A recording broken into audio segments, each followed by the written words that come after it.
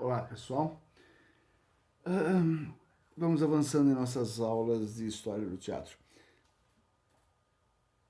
Já falamos nós sabemos que o teatro acontece se duas pessoas estiverem em contato. Né? Duas pessoas em contato direto dá teatro. Dá mesmo? Dá. Pô, então em qualquer comunidade tem teatro? É. Qualquer comunidade, cidade, estado, país, tem contato duas pessoas. Dentro de uma espaçonave, dois seres humanos estão em contato, tem teatro. Tá? Então, vou falar um tiquinho agora, antes de a gente entrar na rota principal da história do teatro, falar uma coisinha a respeito de civilizações pré-helênicas. Pré-helênicas são aquelas que vêm antes da Grécia. Você fala, ué, então não seriam pré-gregas? Então, os gregos, nem os gregos se chamam de gregos. Quem começou a chamar os gregos de gregos foram os romanos, quando tomaram a Grécia. Os gregos se chamam de helenos. A Grécia se chama Hellas, a terra dos helenos. Mas nas civilizações pré-helênicas também fizeram teatro. Antes de inventarem o teatro na Grécia, tinha teatro em outros lugares. Eu vou dar dois exemplos para vocês. Um é o teatro do Ramesseum. Ramesseum é no Egito. É um lugar na cidade de Tebas, do Egito, em que se fazia uma cerimônia que comemorava, que celebrava o Egito, a criação do Egito do ponto de vista mitológico. Resumidamente, Osíris, o grande deus, casado com Ísis, que tinha por filho Horus, foi traído por seu irmão Sete, e foi morto, esquartejado e jogado, seus pedaços foram lançados ao longo do rio Nilo. Ísis, desesperada, fala, Horus, meu filho, vai lá, traga os pedaços de seu pai, que eu vou magicamente revivê-lo. Assim ele vai. Essa é a saga do chamado papiro dramático do Ramesseum. Porque são lá umas 40 cenas em que Horus chega numa localidade, numa comunidade qualquer ali, um pequeno reino. O rio Nilo tinha um monte de pequenos reinos. Assim como na Grécia, eram quase cidades-estado. Aí ele chega e é muito bem recebido e diz, Horus, filho do grande deus Osíris, temos aqui os pés de Osíris. Não sei o que, tem uma festividade, não sei o que, e ele vai embora. Ele é o deus com cabeça de falcão. Então ele voa, vê lá tudo lá de cima.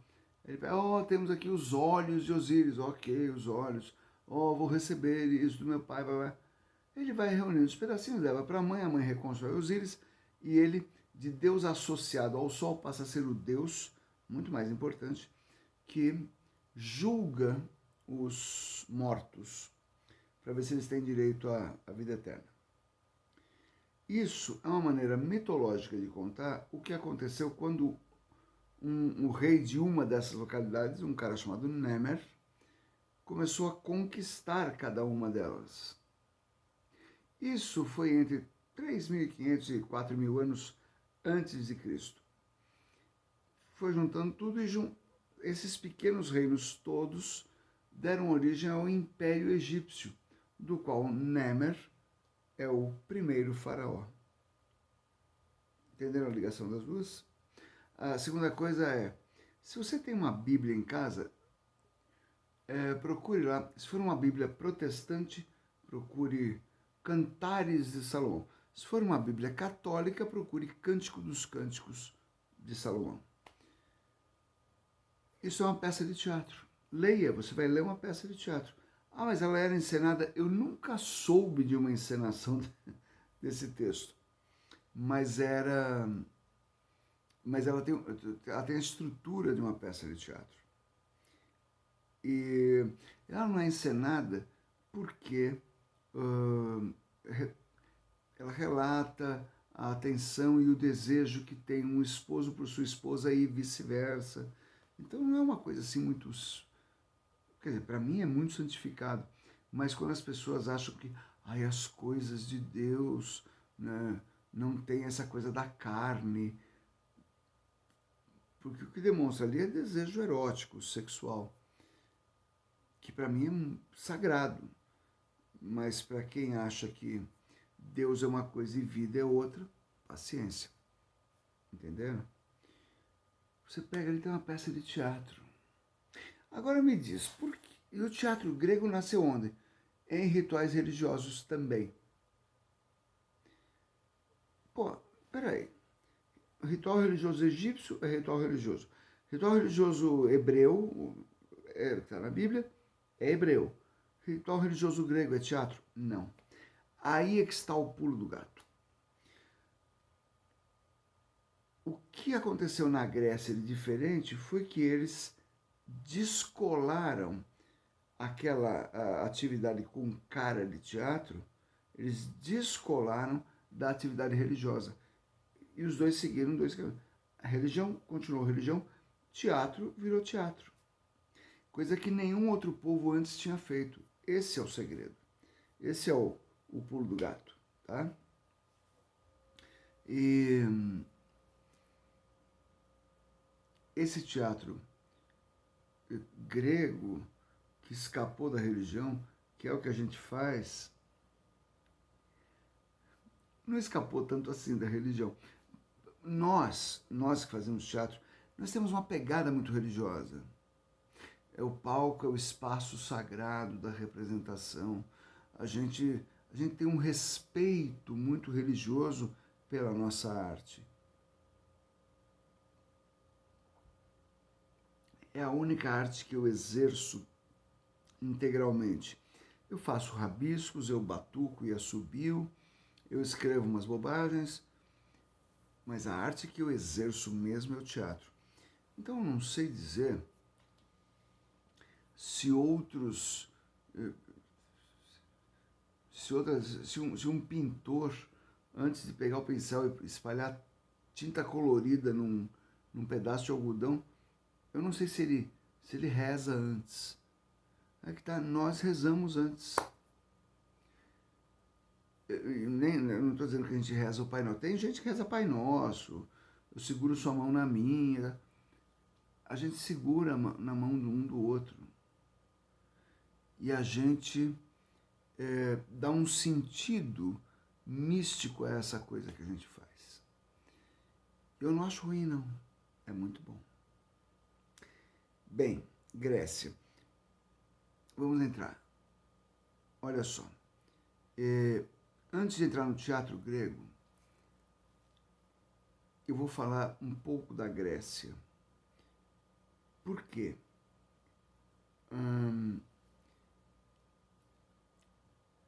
Não dá para dissociar, não dá para separar a arte ou a cultura da sociedade em que ela está inserida. Então, por que os gregos faziam teatro daquele jeito naquela época? Porque aquela era aquela época. Por que os alemães fazem teatro diferente de nós? Porque é a Alemanha. Isso é cultural, isso está ligado a um determinado tempo, um tempo histórico, tá? Então, eu sempre vou dar um pitaco. Nosso tempo é muito curto, mas eu sempre vou achar um jeito de dar um pitaco sobre política, sobre economia, nos momentos da história que a gente está atravessando. E a Grécia ainda mais, porque é o berço do teatro. Então eu vou falar um pouco mais extensamente sobre Grécia. Vamos lá, primeira coisa, mito. Mito, porque o teatro nasce da religião. A gente chama a religião grega de mitologia. A religião do outro é mitologia. A religião do outro, de qualquer outro, é mitologia. Você pode até dizer, eu respeito igualmente todas as religiões, mas a sua religião é religião. A dos outros sempre tem um pouco de crendice. Tá?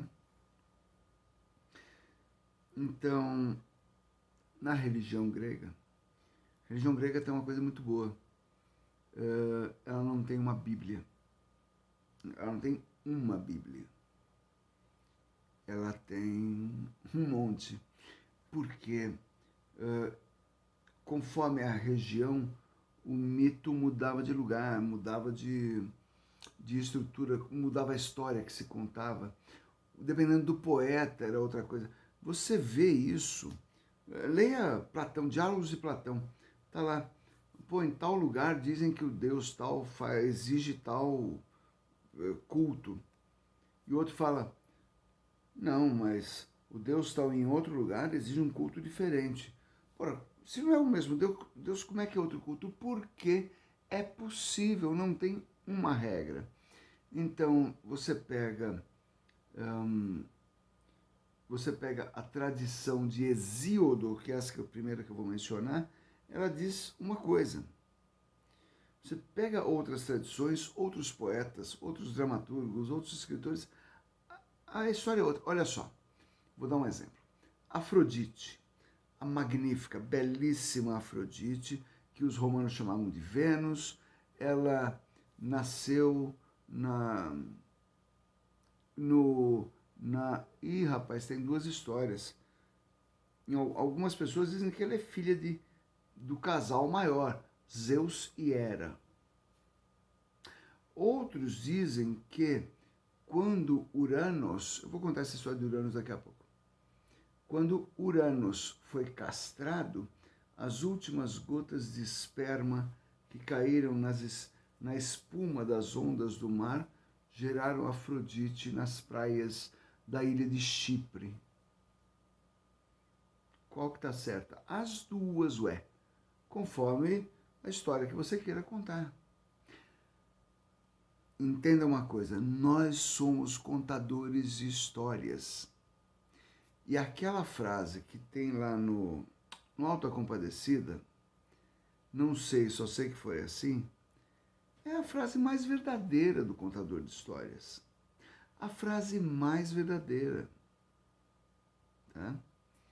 Então, Hesíodo, na Teogonia, diz, então, no princípio era o caos.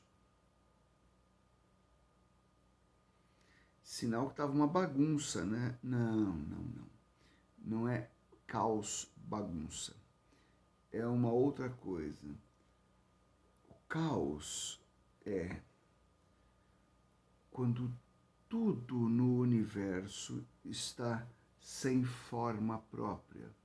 Tudo no universo está derretido numa mesma maçaroca.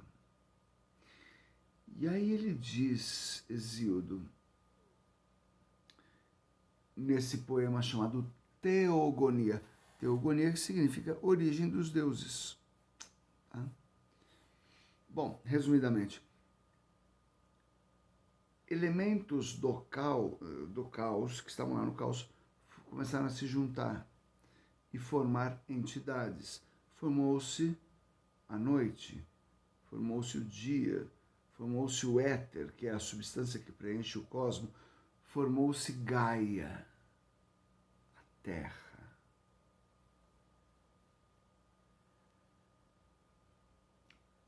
Quando se forma Gaia, a gente pode dizer que o palco está colocado para o espetáculo que será a nossa existência.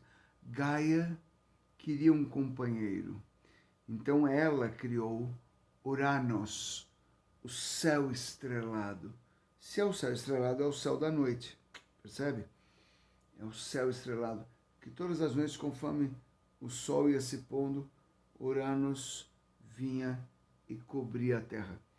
Cobria no duplo sentido do termo. Cobria porque ficava por cima e cobria no sentido sexual do termo. Então Gaia, a terra, começou a procriar. Procriar. E deu à luz a tudo que existe na terra. Deu à luz às montanhas, aos mares, ao submundo, ao Hades, ao Tártaro, ao Érebo, aos oceanos, aos rios, às árvores, tudo. E também deu origem aos Titãs. Não, Titãs não é uma banda dos anos 80. Titã em grego significa forte. E